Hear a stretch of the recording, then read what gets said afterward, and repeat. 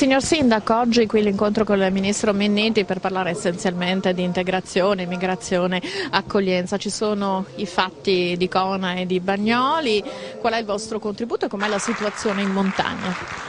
In montagna la situazione è molto migliore, ma semplicemente perché è stato adottato da subito il metodo giusto, che è la cosiddetta microaccoglienza diffusa, e cioè nessuna concentrazione di persone, solo tanti piccoli appartamenti che contengono pochissimi migranti ciascuno e un progetto di integrazione ben fatto, e cioè abbiamo bisogno che ci sia una cooperativa o comunque un soggetto che segua migrante per migrante.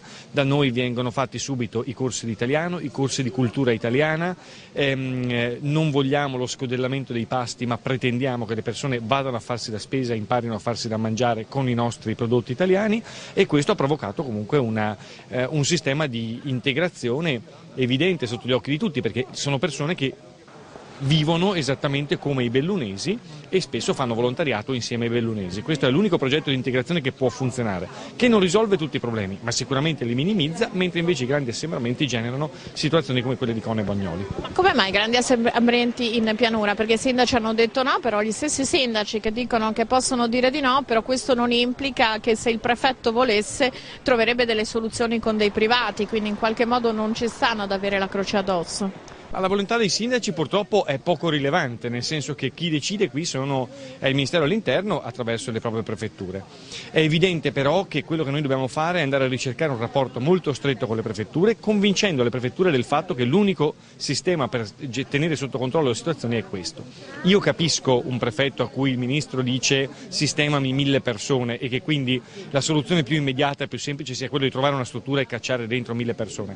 Bisogna però fare uno scatto, tra virgolette, culturale, e capire che questo sistema purtroppo alla lunga porta solo degenerazioni e problematiche che invece sono fortemente gestibili fin dall'inizio. Noi abbiamo imposto da subito alla nostra prefettura, e abbiamo avuto la fortuna di avere una prefettura estremamente sensibile rispetto a questo, proprio il tema della microaccoglienza diffusa. La prefettura si è resa conto che era una grande opportunità e adesso in qualche modo gode di questi frutti, perché tutto sommato non ha alcun tipo di problema particolare, se non qualche problema di tipo fisiologico, perché è evidente che comunque è una situazione che va gestita. Qual è la formula vincente per questa accoglienza, per non proporre i casi di Bagnoli e Cona? Guardi, dobbiamo essere determinati e bisogna agire con la mano della solidarietà, ma anche con la mano della fermezza. E quando si fa un patto lo Stato lo deve onorare, in primis con noi del territorio. Se partiamo da queste basi forse riusciamo a raggiungere delle intese, ma con grande chiarezza e grande determinazione. A proposito di patto dello Stato con il territorio, lei come Presidente della Provincia lamenta molte mancanze, non si possono più gestire le competenze della Provincia? Guardi, quella è una pagina dolorosa, perché siamo addirittura ricorsi come sindaci, presidenti delle province a fare un ricorso cautelativo alle procure della Repubblica, ma per difendere cosa?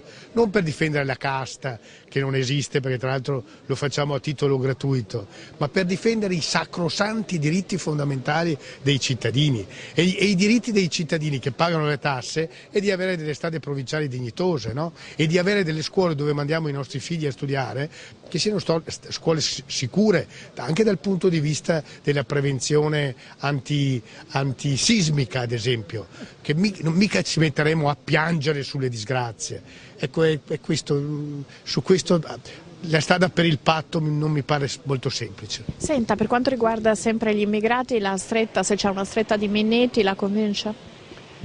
Intanto Minniti mi pare che sia una figura autorevole, che finalmente riesce a ragionare anche coi libici per cercare di trattenerli nei territori africani, e questa inversione di tendenza mi sembra già una buona cosa, e poi mi pare un uomo determinato, quella determinazione indispensabile di cui parlavo prima. È stato un evento che probabilmente non è stato colto appieno nella sua portata e non è stato gestito, insomma, a nostro avviso come Associazione dei Comuni del Veneto, da subito con l'attenzione che richiedevano i nostri territori. Ecco. E sappiamo che ovviamente i piccoli numeri e una distribuzione diffusa, ma lo sappiamo non da adesso, da chi insomma si occupa di questo, che sono le modalità che possono dare migliori risultati. Però tra dire che è questa la modalità migliore e poi riuscire ad attuarla nel territorio, come stiamo vedendo, ce ne passa molto. A questo punto chiedono alcuni sindaci del territorio, parlo di Cona, parlo di Bagnoli, la chiusura di questi hub o l'alleggerimento. È questo che come ANCI chiederete al ministro Minniti, sapendo che poi non è così semplice dalla sera alla mattina e ci sono nuovi arrivi in Veneto, distribuiti ma ci sono. Allora, forse vale la pena di ricordarlo che come ANCI Veneto noi ancora quando quei centri si aggiravano attorno a 300 presenze abbiamo detto che erano troppo alti quei numeri. Probabilmente molti se ne sono dimenticati, ma i documenti lo certificano. Il tema è che adesso siamo attorno ai 1000, credo a Bagnoli, e oltre i 1000 a Cona. Dire sì, si chiudono, ma dove vanno? Ecco, ripeto, ritornare e ricominciare ex novo in una modalità diversa e con certezze date ai territori che ahimè ancora non ci sono. Ripeto, i tempi di permanenza sono ancora troppo lunghi. Per il tempo tra il riconoscimento dello status siamo attorno ai 18-20 mesi ancora qui nel Veneto, c'è il tema dell'iscrizione anagrafica, fino a che tetto, insomma ci sono ancora molti problemi da risolvere. Siamo molto vicini ovviamente ai sindaci, a quei territori, sappiamo che sono situazioni ingestibili, però da qui a dire dove vanno non è in un mese, o si spostano in un'altra situazione similare molto distante dai centri abitati, che però sappiamo che anche quella crea delle problematiche. Quindi ripeto, non credo né per il Ministro né per tutti noi ci sono delle soluzioni immediate, attuabili. Ma ci sono piccoli passi che si stanno facendo, l'incontro di ieri di Minniti con i libici, qualche progetto che in qualche modo dovrebbe accelerare i tempi, o sono risposte politiche ad un'emergenza che in alcune aree del nostro territorio è vera, effettiva? Noi contiamo molto su alcune risposte, cioè oggi ci aspettiamo delle risposte rispetto a alcuni temi che ci è sembrato da subito il Ministro abbia preso a cuore e in qualche modo, per usare un termine popolare, di petto, che è appunto il tema delle tempistiche, il tema della permanenza e anche il tema delle iscrizioni anagrafiche. Poi ovviamente ha iniziato da subito a ricostruire rapporti con la Libia, con l'unico governo che c'è, e anche da quello ci aspettiamo molto. Però aspettiamo che ce lo dica lui, insomma. Ecco, non mi sembrano però posizioni esclusivamente politiche, mi pare che la questione l'abbia compresa appieno nella sua gravità, perché è una situazione grave. Ci sono altre emergenze oltre all'immigrazione per quanto compete la sicurezza in Veneto che l'ANCI propone?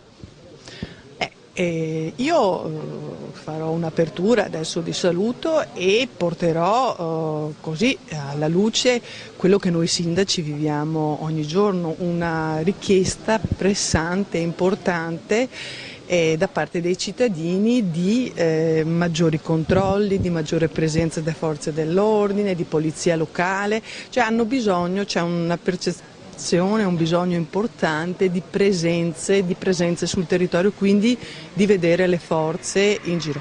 Ecco, noi con il decreto sicurezza, che è un decreto al quale ha lavorato molto l'ANCI nazionale, che ha chiesto maggiori poteri per i sindaci, noi siamo anche d'accordo, però ripeto, non dobbiamo illudere i cittadini e le cittadine, perché noi poi per davvero attuarlo abbiamo anche bisogno di risorse economiche. Inutile che attiviamo la videosorveglianza dappertutto se poi non c'è il personale, quindi la richiesta che noi faremo è di avere anche il personale per poter dare risposte ai cittadini. Vorremmo una maggior collaborazione, una maggiore attenzione alle nostre richieste e davvero venire incontro a quello che si aspettano tanti e tante cittadine. Già oggi abbiamo avuto una risposta importante, che è quella della clausola di salvaguardia effettiva del 3 per 1000, quindi che questo non si supera, che è per legge, cioè qualora i comuni scelgano questo sistema di accoglienza di chi effettivamente ha diritto, questo è il numero massimo di migranti che possono essere su un territorio. Questa è la prima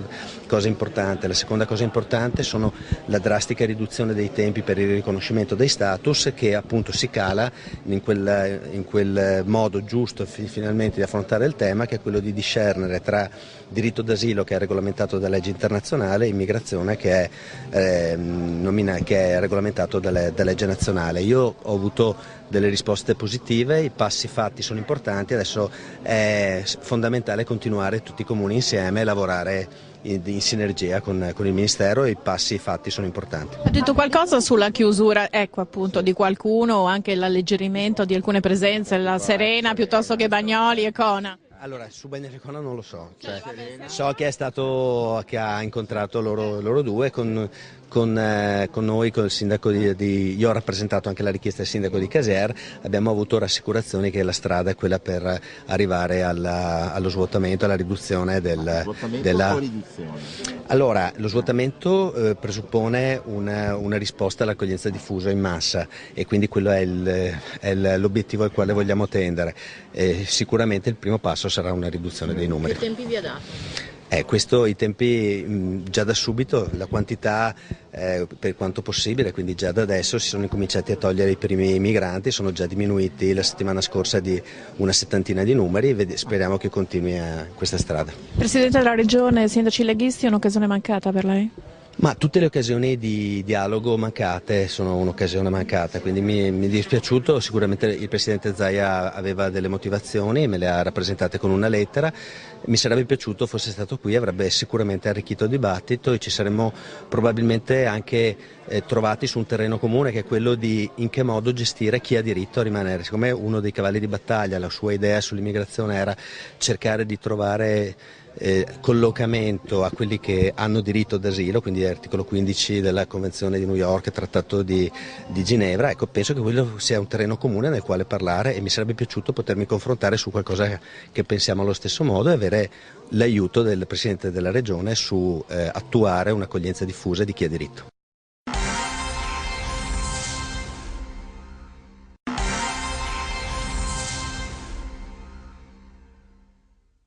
Vi ringrazio per l'opportunità che mi state dando, nel senso che io penso che su questi due temi, che sono temi cruciali per la vita del nostro Paese, degli italiani, dei nostri concittadini, la sicurezza, l'immigrazione, ci sia bisogno di un rapporto molto forte tra lo Stato nazionale e i governi locali. Qui voi avete scritto governo e enti locali, un patto. Io sono molto convinto della necessità di un patto, insomma, in altre circostanze anche in Parlamento ho utilizzato argomentazioni un pochino forse più forti, ho detto una grande alleanza per garantire la sicurezza e gestire il nostro Paese. Ora su questo noi siamo qui all'incontro dei sindaci, e quindi non vorrei che apparisse captatio benevolenzi, nel senso che noi siamo a volte abituati a rappresentanti politici che quando vanno a parlare con i sindaci sono a favore dei sindaci, quando vanno a parlare con gli allevatori sono a favore degli allevatori, quando vanno a parlare con gli ecologisti sono con gli ecologisti, quando vanno a parlare con coloro che gestiscono magari grandi gruppi industriali sono a favore con i grandi gruppi industriali. E tuttavia vi volevo dire con grande nettezza che io penso invece che questa alleanza sia un'alleanza fondata su un'esigenza molto forte che cerco di spiegare sia più breve. Vedete, io ho un'idea della sicurezza che è fondata su un principio. Una sicurezza, per essere efficace, per garantire la tranquillità del cittadino, ha bisogno di avere da un lato una cornice di carattere nazionale, un indirizzo di carattere nazionale. Non c'è dubbio che noi dobbiamo stabilire che il principio di sicurezza deve essere un principio che abbia la stessa forza di realizzazione su tutto il territorio nazionale, e questo spetta al Ministero dell'Interno, e in questo caso proprio alla figura del Ministro dell'Interno, che come voi sapete è definita Autorità Nazionale di Pubblica Sicurezza. e il Ministero dell'Interno, che attraverso le sue strutture, le prefetture, le questure, attraverso la dipendenza funzionale dei comandi dell'Arma dei Carabinieri, della Guardia di Finanza, garantisce un coordinamento di azione effettiva sul territorio. E tuttavia, se io vi dicessi in questo momento che basta soltanto una visione nazionale per garantire la sicurezza della Repubblica, io vi direi una bugia. Io penso invece che siamo di fronte a un mutamento molto radicale, in cui una efficace ed effettiva sicurezza ha bisogno di avere una conoscenza e una adesione al territorio che non può derivare soltanto dalla capacità di carattere nazionale. Faccio un piccolo esempio. Noi ci siamo trovati durante le vacanze di Natale ad un fatto assolutamente straordinario. Come voi ricorderete, pochi giorni prima c'era stato un attacco a un mercatino di Natale a Berlino, erano morte 19 persone, un attacco terroristico assolutamente imprevedibile. Ancora più imprevedibile degli altri attacchi, perché come voi ricorderete c'erano stati altri attacchi nella storia di Islamic State utilizzando dei tir. Ce n'era stato uno a Nizza nel luglio del 2016 e tuttavia quel tir utilizzato a Nizza era stato affittato in una società di autonoleggio. Ora naturalmente era difficile anche nel luglio del 2016 prevedere che qualcuno andava ad affittare un tir in un'agenzia di autonoleggio e poi lo utilizzava per attaccare le persone che stavano guardando i fuochi d'artificio nella promenade inglese. E tuttavia lì c'era un minimo di preparazione dell'attacco. A Berlino le cose sono andate ancora più diversamente, nel senso che a un certo punto uno, in questo caso Aini Samri, che poi come voi ricorderete fu fermato e neutralizzato a Sesto San Giovanni da una volante della polizia italiana, dopo aver girato mezza Europa, e tuttavia Aini Samri decide di fare un attacco al mercatino di Berlino e non affitta nessun tir. Va in un parcheggio dove si sa che ci sono gli autisti che prima di scaricare si fermano, vede che c'è un autista che è polacco, tra l'altro il tir veniva dall'Italia, sale a bordo, lo minaccia, lo costringe a mettere in moto, poi lo ammazza, prende quel tir, percorre poche centinaia di metri, pochi chilometri, entra nel mercatino e ammazza 19 persone. Noi siamo di fronte al livello della più alta imprevedibilità. E cioè noi viviamo di fronte a una minaccia che può in pochissimo tempo produrre un attacco senza una preparazione che possa essere in qualche modo intuita, investigata, indagata dalle forze di polizia. Di fronte a questo attacco, come voi ricorderete, durante le vacanze di Natale noi abbiamo predisposto delle misure straordinarie di controllo delle realtà, delle piazze, delle feste. Abbiamo voluto farlo insieme con voi sindaci, perché naturalmente nel momento in cui si tratta di stabilire le misure di controllo di realtà dei centri urbani o delle piazze delle feste, non c'è nessun alleato migliore per quanto riguarda lo Stato del sindaco che conosce la realtà. Io ho fatto i comitati provinciali di alcune grandi città, ma mi ricordo che dopo aver fatto il comitato provinciale per l'ordine e la sicurezza pubblica di Roma, a un certo punto ero al Senato e venne da me un senatore di Bolzano, il quale mi disse: sì, Minniti, però è giusto adesso vigilare i mercatini, ma noi a Bolzano abbiamo una tradizione di mercatini in Italia molto importante.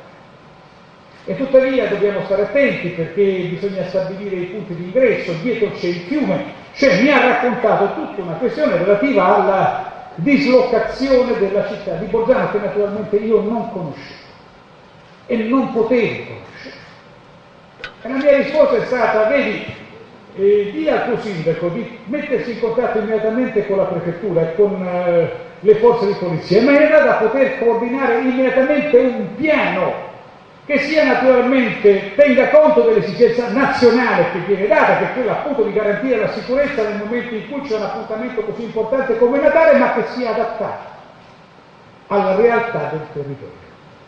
Ebbene, guardate, noi durante le vacanze di Natale abbiamo fatto un'operazione molto importante, e cioè abbiamo anche in alcuni casi dato visibilmente il senso che le piazze erano presidiate.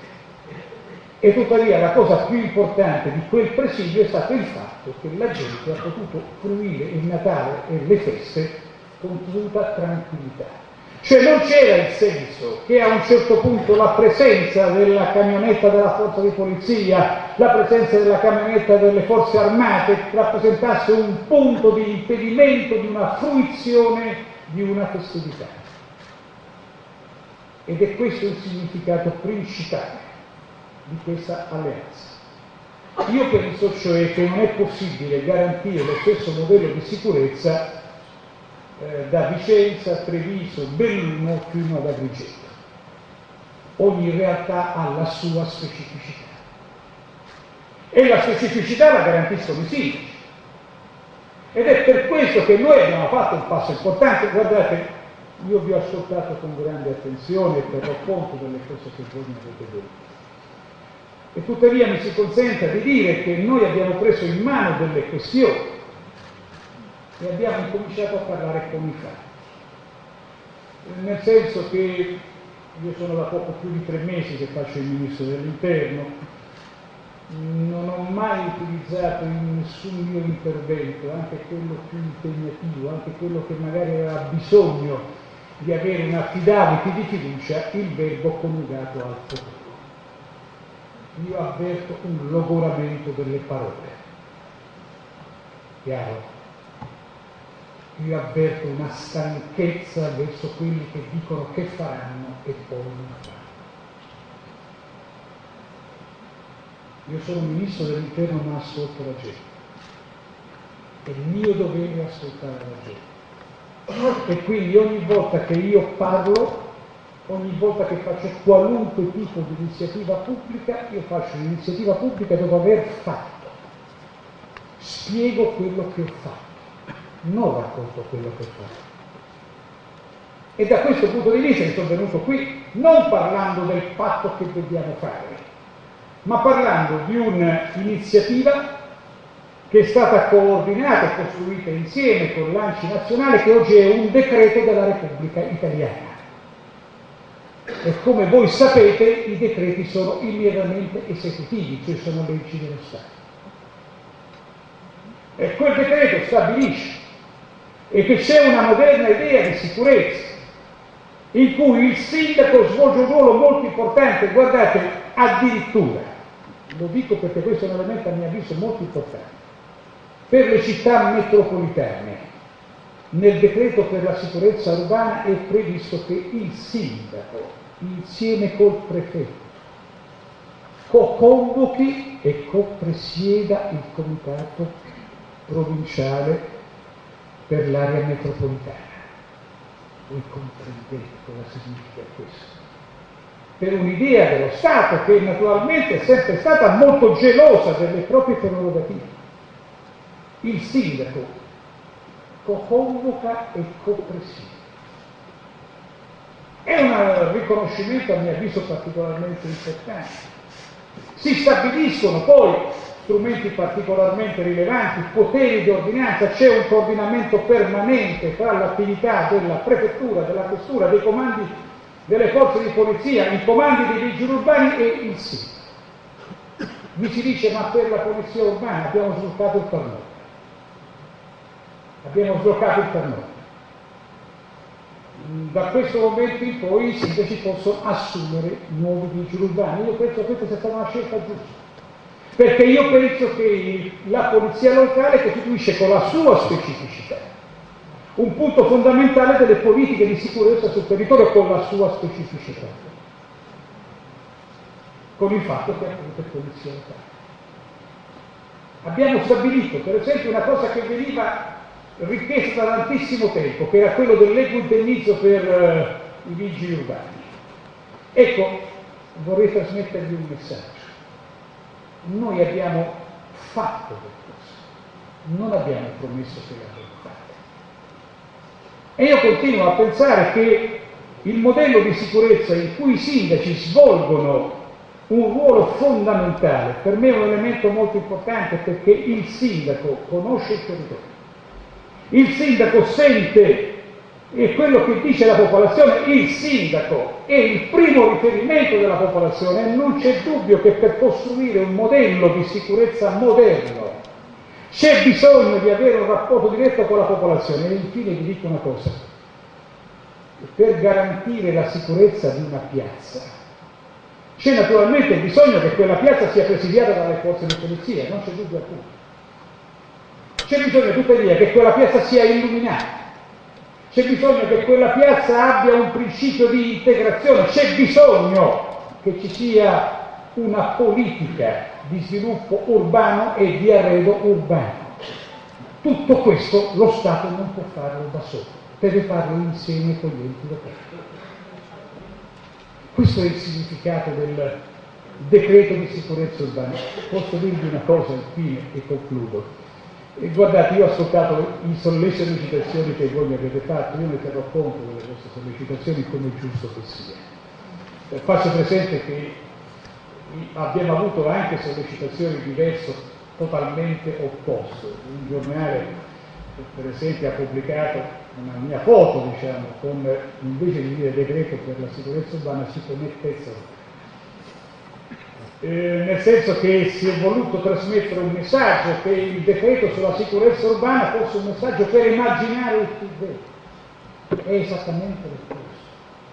È esattamente l'opposto, perché il mio concetto di sicurezza va nella direzione esattamente opposta, cioè nel senso che la sicurezza, e qui ha ragione Manigo, serve a proteggere i più deboli e più esposti. Guardate, quando vi dicono mettete in qualche relazione sicurezza e libertà, per cui si dice di fronte alla sicurezza devi rinunciare a un pezzo della tua libertà, io dico state attenti, quelli sono cattivi maestri. Sicurezza e libertà sono due questioni che stanno strettamente insieme. Se posso essere ancora più preciso, il punto che connette sicurezza e libertà non è una e-congiunzione, è una e-colacente. Sicurezza e libertà. E cioè, per essere più precisi, non c'è vera sicurezza se non viene garantita la libertà dell'individuo. Che mi serve? Che mi serve avere la mia sicurezza soltanto nel palazzo che è iperprotetto quando non posso uscire dal palazzo? E tuttavia è altrettanto vero. Che mi serve la mia libertà se non posso andare per strada? Che mi serve la mia libertà in senso assoluto se poi quando vado per strada trovo qualcuno che limita la mia libertà? Questo è il senso di una moderna idea di sicurezza, questo è il cuore del patto con i sindaci, questo è l'idea, per esempio, che se uno spaccia stupefacenti ed è stato arrestato in passato per spaccio di stupefacenti e magari non viene colto in flagranza di reato, perché se viene colto in flagranza di reato viene arrestato, e tuttavia lo si vede permanentemente in un luogo dove possono frequentare i nostri ragazzi, non può essere arrestato, ma quella persona può essere e deve essere allontanata. Con il decreto che noi abbiamo votato questo può essere fatto. Punto. Non c'è nessuna limitazione della libertà su questo. Posso anche dirvi che trovo singolare chi mi dice ma stiamo limitando la libertà, siamo di fronte a un provvedimento, si dice di destra, ma per intendere l'idea di qualcosa che priva la libertà. Nel momento in cui si stabilisce che un rider che prende un bene pubblico e lo manomette con le scritte, se viene chiamato gli si dice benissimo, tu hai quella piazza nuova, l'hai sporcata con le tue scritte, ti obblighiamo a rimetterla a posto come era prima. È una violazione della libertà? O invece è una tutela della libertà dei cittadini che intendono il decoro urbano come un elemento fondamentale della loro vita quotidiana? E questo non è un aiuto ai sindaci, che naturalmente sanno perfettamente che una vita che sia il più possibile integrata e forte dentro una comunità è un elemento che rende forte quella comunità per poter affrontare tutte quante le grandi sfide. Oggi tutto questo è una realtà del nostro paese. Abbiamo incominciato un percorso. Questo percorso, vedrete, andrà avanti. La mia idea è questa: abbiamo una legge in mano, sperimentiamo, vediamo quello che produce. Come tutte le leggi che segnano un'innovazione straordinaria nella vita della Repubblica, hanno bisogno poi di continui aggiustamenti. Perché per quanto uno possa essere capace di prevedere quello che può avvenire, non c'è nulla che può cancellare l'effettività dell'azione. E quindi le leggi si vedono nella loro applicazione e poi progressivamente si correggono e si migliorano. Tuttavia la cosa importante è garantire che l'impianto sia garantito. Seconda questione, l'immigrazione. È stato qui detto un grande tema epocale, so perfettamente che questo è il livello delle questioni. Guardatevi, guardiamoci da chi sostiene che le situazioni siano facilmente risolvibili. Abbiamo di fronte un processo che impatta sull'intero pianeta. Basta soltanto leggere qualche giornale straniero o guardare le televisioni per capire che tutto il mondo si sta cimentando con il tema dell'immigrazione. Anche su questo. Tuttavia non sono venuto qui a raccontarvi quello che faremo. Anche su questo noi abbiamo fatto. Perché, come è stato detto qui dal sindaco Variati, nello stesso Consiglio dei Ministri noi abbiamo fatto 2 decreti. Ora, insomma, solitamente si è portati a non esagerare con i decreti, perché i decreti sono immediatamente esecutivi e quindi naturalmente c'è anche un richiamo che questo viene dal Parlamento per dire non abusate con i decreti, perché il decreto è immediatamente già una legge, non rispetta la volontà del Parlamento. E tuttavia quel giorno, il 10 di febbraio, abbiamo inteso fare 2 decreti nello stesso Consiglio dei Ministri, perché era importante dare un segnale su 2 questioni che non è che erano strettamente connesse, perché naturalmente la sicurezza urbana non ha una connessione con il fenomeno dell'immigrazione, ma tuttavia aveva contemporaneamente dei protagonisti. E se posso dire, il mio pensiero è andato in quel momento ai sindaci d'Italia, perché io sapevo che i sindaci d'Italia sono i più esposti per quanto riguardava la sicurezza urbana e sono i più esposti, e anche su quello i miei alleati, gli alleati del Ministero dell'Interno, anche per quanto riguarda la gestione dei flussi migratori. E quindi l'idea di poter affrontare con 2 strumenti che fossero in qualche modo nel rapporto con i miei interlocutori principali un segnale di attenzione e di considerazione per il loro ruolo, a mio avviso era molto importante. Ecco, questo fenomeno epocale, per essere affrontato, ha bisogno di 3 capisaldi che cercherò di spiegare abbastanza rapidamente. Primo capisaldo. Primo caposaldo è sapere che una parte fondamentale dei temi migratori si svolgono fuori dai confini nazionali. È evidente che per quanto ci riguarda il problema fondamentale in questo momento è l'Africa. Da là vengono tutti quanti i flussi migratori. E non c'è dubbio che se vogliamo affrontare stabilmente il tema della immigrazione dobbiamo affrontare il tema dello sviluppo dell'Africa, della stabilizzazione dell'Africa. È cosa che può fare soltanto l'Italia? No. Deve farlo insieme con l'Europa. E ieri c'è stata una cosa molto importante a Roma. Ieri a Roma c'è stata una riunione di tutti i ministri dell'interno, di una serie di paesi importanti europei. Francia, Germania, Austria. C'era finalmente la Svizzera che non fa parte dell'Unione Europea, c'era la Slovenia.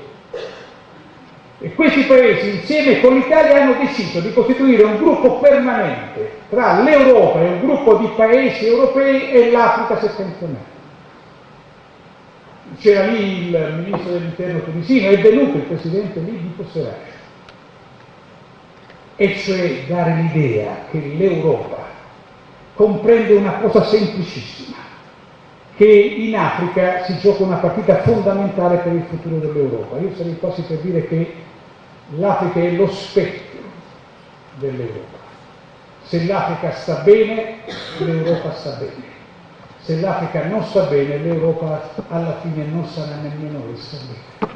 E quindi su questo terreno c'è bisogno di progetti di sviluppo. Abbiamo parlato di questo, di come intervenire nei punti di partenza, perché non c'è dubbio che il lavoro vero deve essere fatto nei punti di partenza.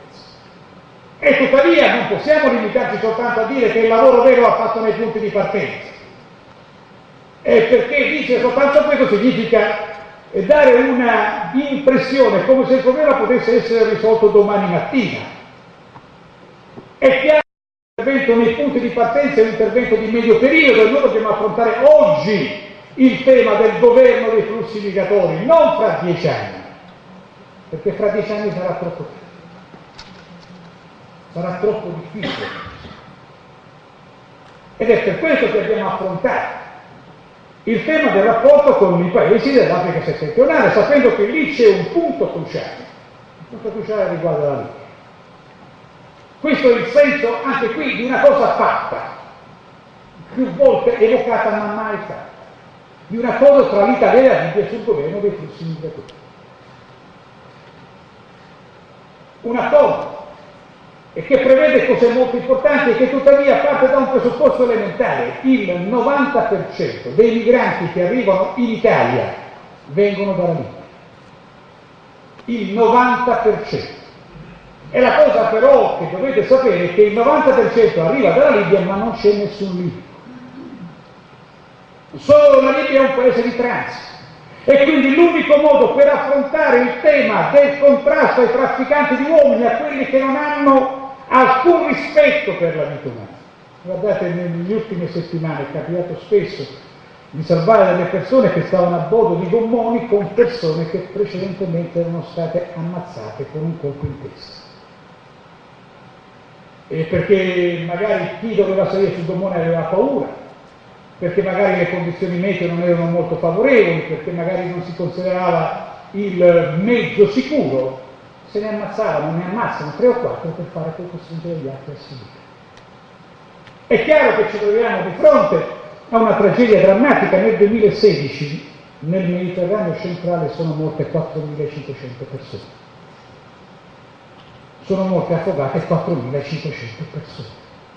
Ed è chiaro che se vogliamo affrontare seriamente questo tema, stroncare il traffico di esseri umani, dobbiamo affrontarlo in Libia. L'abbiamo fatto con questo accordo bilaterale, stiamo lavorando perché questo accordo sia realizzato, sia implementato. È un lavoro difficilissimo, perché la Libia è un paese difficilissimo in questo momento. Ci sono evidenti problemi di sicurezza, ma io aggiungo, i trafficanti di uomini sono molto interessati a tenere aperta la destabilizzazione della Libia, perché più la Libia è destabilizzata, più i trafficanti di uomini comandano. Insomma, noi dobbiamo cambiare le ruote della macchina senza fermare la macchina. È una cosa difficilissima, ma dobbiamo farci. E il fatto che ieri accanto a noi ci fosse un gruppo di paesi europei è un elemento che rafforza questo tipo di ragionamento. Secondo punto, fermare i flussi, dire con chiarezza che noi non inseguiamo gli eventi, ma li governiamo. Secondo, affrontare il tema dell'accoglienza. Abbiamo fatto il patto con l'ACI, anche su questo è un patto già fatto. Il patto è esattamente quello che è stato qui raccontato, è poco meno di 3 per 1000, ma in ogni caso è quello il principio. E cioè l'idea di puntare su un'accoglienza diffusa che consenta di poter favorire meglio l'accoglienza e insieme l'integrazione, perché i grandi numeri, i grandi centri di raccolta non favoriscono tutto ciò. È chiaro che è un meccanismo. Ora naturalmente noi dobbiamo lavorare insieme e anche qui c'è l'alleanza. E perché se tutti quanti gli 8.000 comuni d'Italia dicono sì all'accoglienza diffusa, il problema non dico che è risolto, ma è in gran parte risolto. Se lo dicono tuttavia sì, soltanto poco più di un terzo, la questione diventa un pochino più complicata. Io ringrazio naturalmente tutti quanti i comuni che dicono sì, e gli sono particolarmente grato. E siamo stati talmente particolarmente grati che per esempio c'è una norma che è stata fatta nella legge di stabilità che tutti i comuni che hanno partecipato a questi progetti hanno avuto un incentivo economico e finanziario. Io penso che quell'incentivo nella legge di stabilità del 2017 debba essere ulteriormente rafforzato. E tuttavia non c'è dubbio che il problema ancora non l'ho risolto. Che il problema ancora non l'abbiamo risolto, ma quella è la via.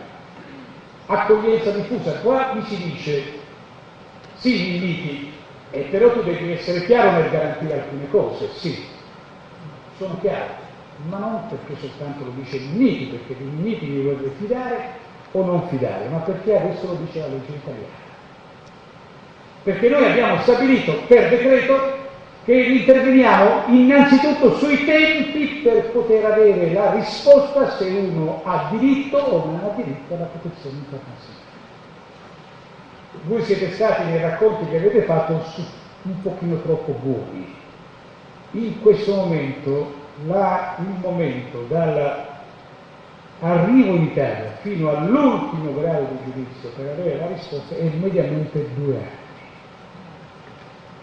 2 anni è una cosa sbagliata per il richiedente asilo, perché aspetta 2 anni.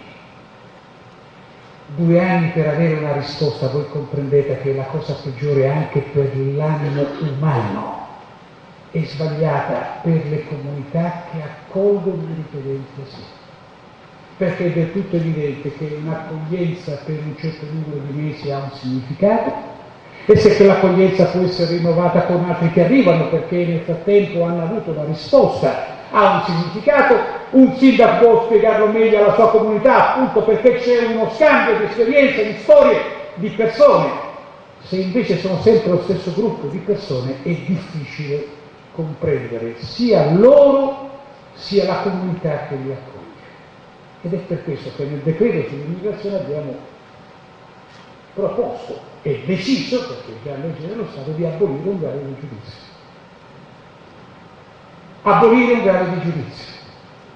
Perché l'obiettivo che noi ci diamo è di passare da 2 anni a 6 mesi per una risposta. Questo è un punto cruciale per quell'apporto di fiducia che si deve avere con i sindaci e con le comunità locali, perché se io chiamo il sindaco di Belluno e gli dico guarda, tu avresti diritto a 50, stiamo dicendo un numero casuale, ti chiedo però per 6 mesi di prenderne 100. Se lui sa e ha la certezza che dopo 6 mesi il percorso si è concluso, il sindaco di Belluno mi può dire sì, e mi dice sì non soltanto perché è un mio amico, ma perché sa che in quel momento sta rispettando anche la volontà della sua comunità. Se invece mi dice sì, e la presenza per 2 anni, voi comprendete che è difficile da gestire. Io lo so perfettamente. L'abbiamo fatto per legge. Come abbiamo fatto un'altra cosa, e cioè il fatto che quello che alcuni comuni stanno già facendo, io so che lo state già facendo, so per esempio che Vicenza lo sta già facendo, quello dei lavori di pubblica utilità è previsto dalla legge, finanziato con programmi europei, è previsto dalla legge. Anche qui serve per i richiedenti asilo perché lo libera dal vuoto dell'attesa. Guardate, la cosa più drammatica che ci possa essere per una persona è il vuoto per l'attesa. Se poi quella persona si può rendere utile alla comunità, si supera l'elemento della diffidenza che a volte si può costruire dentro una comunità, perché uno che vede una persona attiva in un rapporto sociale con la comunità supera il principio della diffidenza. Anche questo oggi è legge dello Stato.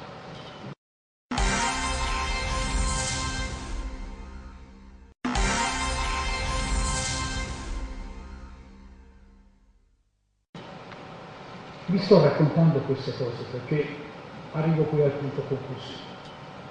Il punto conclusivo mio è molto chiaro da questo punto di vista: governare i flussi e quindi cercare di bloccare dal punto di partenza, stabilire regole certe in maniera tale che ci possa essere un principio di accoglienza diffusa. Non lo voglio dire anche, noi abbiamo affrontato il tema del contratto tipo per quanto riguarda la gestione dei centri di accoglienza. La gestione dei centri di accoglienza. So perfettamente le cose che mi hai detto, ne teniamo conto, è un'osservazione saggia e giusta. E tuttavia è importante fare un contratto tipo insieme con l'ARC, perché su queste questioni molto delicate è evidente che deve essere chiaro che l'impegno della comunità nazionale a sostenere uno sforzo così imponente di accoglienza deve essere fatto in un regime che sia di massima trasparenza. Di massima trasparenza. Ed è per questo che abbiamo fatto quella scelta, sapendo che spesso questa scelta magari non faciliterà, renderà più complicato il lavoro dei nostri prefetti, io lo so perfettamente, perché una cosa è fare un appalto con un gestore unico, un'altra cosa è fare un appalto che venga diviso per segmenti. E tuttavia io penso che quello sia un principio irrinunciabile, perché l'appalto diviso per segmenti ci consente la tracciabilità del servizio. E nel momento in cui vengono spesi i soldi degli italiani è importante che ci sia una piena tracciabilità del servizio. Alla fine, in questo contratto si rafforzano anche i poteri ispettivi delle prefetture e Dio sa quanto c'è bisogno di avere un forte elemento di pressione da questo punto di vista. Anche questo non è una cosa che faremo, l'abbiamo già chiamato, è già immediatamente operativo. I prossimi contratti che verranno fatti con persone vere. Tutto questo per dire una cosa, tempi rapidi per decidere se c'è uno che sta scappando da una guerra o da una carestia, o se sta venendo per un altro tipo di obiettivo. Un grande paese civile e ospitale per coloro che scappano dalla guerra o dalle carestie. Se c'è uno che scappa da una guerra o dalla carestia e viene riconosciuto che scappa da una guerra o da una carestia, quello deve essere ospitato e accolto. Il principio tuttavia deve essere molto chiaro.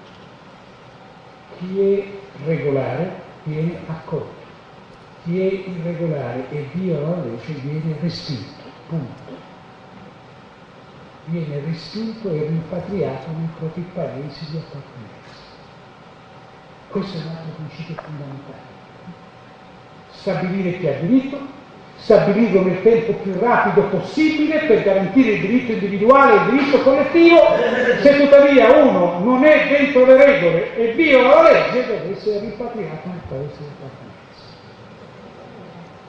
Si chiamano rimpatri forzati e accanto a questo e ai rimpatri forzati si fanno anche poi rimpatri volontari assistiti, perché un paese che fa un rimpatrio forzato può a un certo punto rendere, tra virgolette, più positivo e più utile anche il rimpatrio volontario assistito, perché un paese che non fa nessun rimpatrio è difficile che possa fare rimpatrio volontario assistito, perché se non si rimpatria nessuno non si capisce perché uno volontariamente dovrebbe chiedere di essere rimpatriato.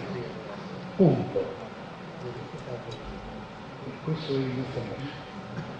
Perché, e finisco, io penso che sia l'unica via per garantire insieme quel percorso di cui avete parlato, l'accoglienza e l'integrazione. Severi e severità con chi non è nella legge o è contro la legge. Integrazione per chi è nelle regole e rispetta le regole. Una grande democrazia si muove così, sapendo dunque che c'è un limite nell'accoglienza. Il limite dell'accoglienza sta nella capacità di integrazione. Nessuna società può soltanto muoversi a livello dell'accoglienza senza pensare all'integrazione. Ve lo dice in questo caso il Ministro dell'Interno, pensando anche alla sicurezza delle nostre comunità. Vedete, quando vi dicono che c'è un legame forte tra immigrazione e terrorismo, vi dicono una cosa non vera. Vi dicono una cosa sbagliata dal punto di vista analitico e tecnico. E tuttavia, se non c'è un legame tra terrorismo e immigrazione, c'è sicuramente un legame tra mancata integrazione e terrorismo. Se guardiamo quello che è avvenuto negli scorsi 24 mesi in Europa, è scritto in maniera molto chiara. I protagonisti dei grandi attentati in Europa non venivano dalla Siria o dall'Iraq, erano cittadini di quei paesi. Quelli che hanno fatto l'attacco a Parigi o a Charlie Hebdo erano francesi, non erano siriani o iracheni, erano francesi, erano i figli di una integrazione che non aveva funzionato. Ed è per questo che quando io dico l'accoglienza ha un limite nella capacità di integrazione, non parlo soltanto da italiano, parlo dal Ministro dell'Interno, da chi deve sapere che deve costruire un progetto di sicurezza per il suo paese Ve lo dice chi ha detto quello che vi sto dicendo e ha fatto a gennaio di quest'anno un patto con l'Islam italiano. Noi abbiamo fatto un patto con l'Islam italiano in cui le associazioni dell'Islam italiano si impegnano a fare 4 cose. La prima, i luoghi di culto islamici sono aperti al pubblico, come è giusto che sia, come tutti i luoghi di culto. Secondo, che gli imam che predicano sono imam che sono riconosciuti e quindi hanno una identificazione, no agli imam fai da te, perché gli imam fai da te sono il veicolo fondamentale della radicalizzazione. Terzo, i sermoni si fanno in italiano, si fanno cioè nella lingua del paese dove sei, perché i sermoni sono la cosa più importante del culto, nel rapporto tra il gestore del culto, l'officiante e il fedele. Quarto, se si deve costruire un nuovo luogo di culto si rendono pubblici finanziamenti, sia interni che esteri. Tutto questo non l'abbiamo fatto con una legge dello Stato che impone di fare cose a una religione, perché quando c'è uno Stato che impone di fare cose a una religione io la guardo con prudenza. L'abbiamo fatto attraverso un patto, cioè attraverso il riconoscimento comune. I prefetti dirigeranno su quel patto se quel patto verrà rispettato. Ecco, io vi ho raccontato la mia idea della sicurezza, la mia idea che attraverso questo progetto guarda al futuro del nostro paese. Io sono convinto che un paese che sa gestire bene le politiche di sicurezza e le politiche di immigrazione è un paese che può guardare ragionevolmente con fiducia al proprio futuro. Un paese invece che nasconde la polvere sotto il tappeto, che fa finta che i problemi non ci sono, è un paese che può apparire immediatamente rassicurato, ma sicuro non è. La differenza che c'è tra un ministro dell'interno e un altro qualunque cittadino è che qualunque cittadino può, tra virgolette, limitarsi a rassicurare. Il ministro dell'interno non può rassicurare, deve garantire sicurezza. E tra rassicurare e sicurezza c'è una differenza notevole e spero che insieme possiamo colmarla. Grazie.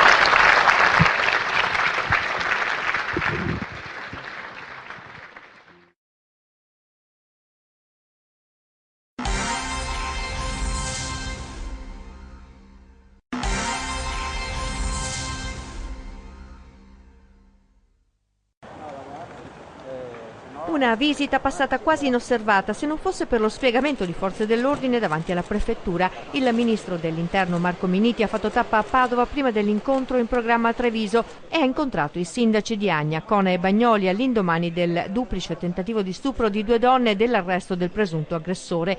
Nessuna parola con la stampa radunata fuori dalla prefettura in attesa di capire se il numero dei profughi ospitati nelle basi di Cona e Bagnoli verrà ridotto o se al contrario arriveranno altri profughi come è successo fino ad ora. In mancanza di notizie di prima mano, ecco cosa ci hanno raccontato i sindaci all'uscita dall'incontro. Ci ha dato delle speranze perché effettivamente c'è stato un cambio di rotta, di passo con il ministro Minniti, sta lavorando molto, ci ha detto, con la Libia per bloccare appunto questi flussi. Ci ha preoccupato perché ha detto che sono milioni le persone che vorrebbero venire in Italia e per questo che vuole lavorare in Libia. E poi i tempi ridurre i tempi al massimo 6 mesi, entro cui i migranti devono avere questo riconoscimento o meno dello status.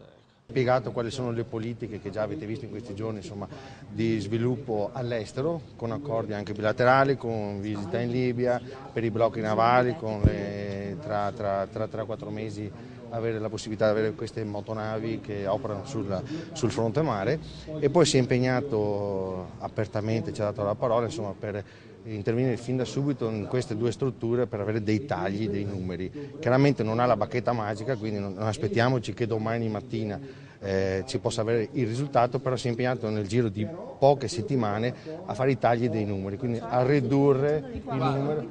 Si è impegnato a ridurre, non riusciamo a quantificarlo, è difficile da quantificare. è difficile quantificare di quanto si possa tagliare, anche perché comunque bisogna trovare una collocazione. Comunque è emerso un grande impegno da parte del Ministro, e questo sia da parte mia che da parte dei colleghi, insomma, per darci una mano, per dare una mano alle strutture di San Siro e di Conetta, per aiutare i 3 comuni e i 3 sindaci. Questo non li chiude, ma diminuisce il procedimento è quello di ridurre per arrivare alla chiusura. Ci ha detto i flussi avranno un effetto di essere interrotti verso maggio-giugno, perché va a regime, insomma, i progetti che ha in mente con la Libia, e da quel momento in poi allora riuscirà anche a accontentarci. Noi lo aspettiamo nei tempi. Accontentarvi nel senso di chiudere o di darvi un termine di chiusura? Lui non vuole i centri di Bagnoli, non vuole i centri di Conetta, lui li vuole chiudere, e questo è un obiettivo che si è prefissato. E la tempistica lo aspettiamo noi, ovviamente i risultati li vogliamo vedere a breve, come ha detto i tagli dei numeri presenti in poche settimane. È per questo che sì, abbiamo sentito queste nuove promesse, le abbiamo ascoltate, ma lo aspettiamo nei tempi, daremo appunto alcune settimane, ma comunque a noi non ci resta altro che continuare con la protesta. Sembra che dalle sue dichiarazioni non sia assolutamente d'accordo sul fatto di accogliere tutti in questo paese, soprattutto per chi non ha i requisiti di profugo e di rifugiato soprattutto, e dunque dice che dovrà organizzare attraverso i sindaci e il governo del paese libico questa nuova accoglienza su quel territorio. Sul tavolo del Consiglio dei Ministri c'è anche il futuro di Cona e l'arrivo delle casette contestato dagli abitanti e dal sindaco. È il banco di prova per verificare se il Ministro è competente e vorrà veramente aiutare i nostri territori. Io ho messo subito sul piatto il problema dei moduli abitativi che arriverà al Consiglio dei Ministri, che dovrà essere approvato quel progetto o non approvato. Io ho chiesto al Ministro Minniti di non approvare quel progetto di una installazione di questi moduli per rendere stabile Conetta. Allora Conetta è disponibile ancora a soffrire ancora per un po', se ci sarà un progetto serio di diminuzione immediata dei numeri, e nel futuro con azioni successive anche speriamo di non avere più nel nostro territorio un numero così elevato di richiedenti asilo. Insomma, noi siamo a disposizione come gli altri comuni per fare l'accoglienza diffusa se necessario, ma vogliamo che vengano delle proposte risolutive, altrimenti noi continuiamo con la protesta. Quindi lui cosa vi ha detto in questo senso? Vi ha dato delle rassicurazioni sul breve periodo? Sul breve periodo lavorare sui numeri, cioè diminuire in parte i numeri delle presenze nelle 2 concentrazioni, e quello sarebbe un primo passo, in parte è già stato fatto. Come? Non chiedetelo a me, io sto subendo, non sto gestendo l'accoglienza in questo paese, e dunque noi saremo vigili a verificare quello che succederà nei prossimi giorni. Se i flussi in Italia diminuiranno, è chiaro che diventerà più semplice gestire i numeri che abbiamo oggi delle presenze all'interno dei confini del nostro territorio. Minniti ha incontrato in prefettura la seconda vittima delle aggressioni di Bagnoli, la donna di 40 anni bloccata mentre faceva jogging.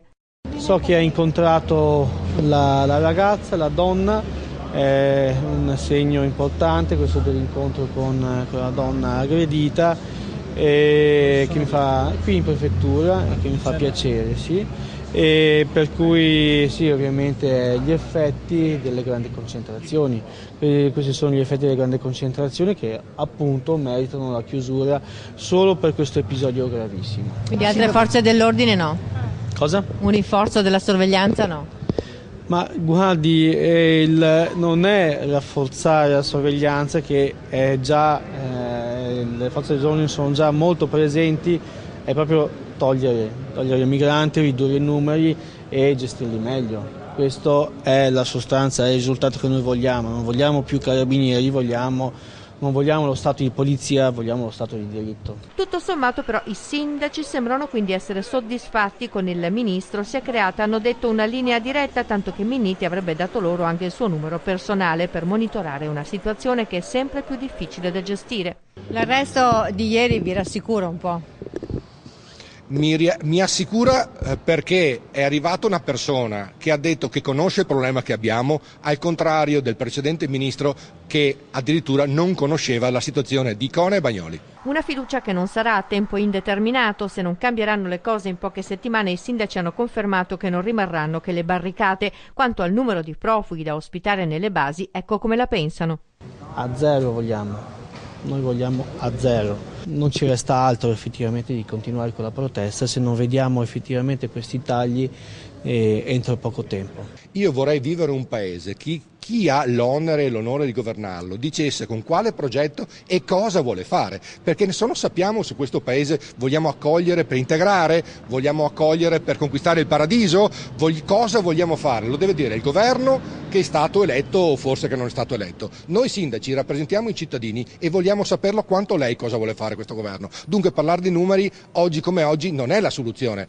Cosa vogliono fare? Perché dico questo? Perché se anche velocizziamo la definizione dello status, se vanno fuori dalla protezione internazionale, sta gente qua che sia 1800, che si riversa nei nostri territori, sarà una disgrazia per tutti.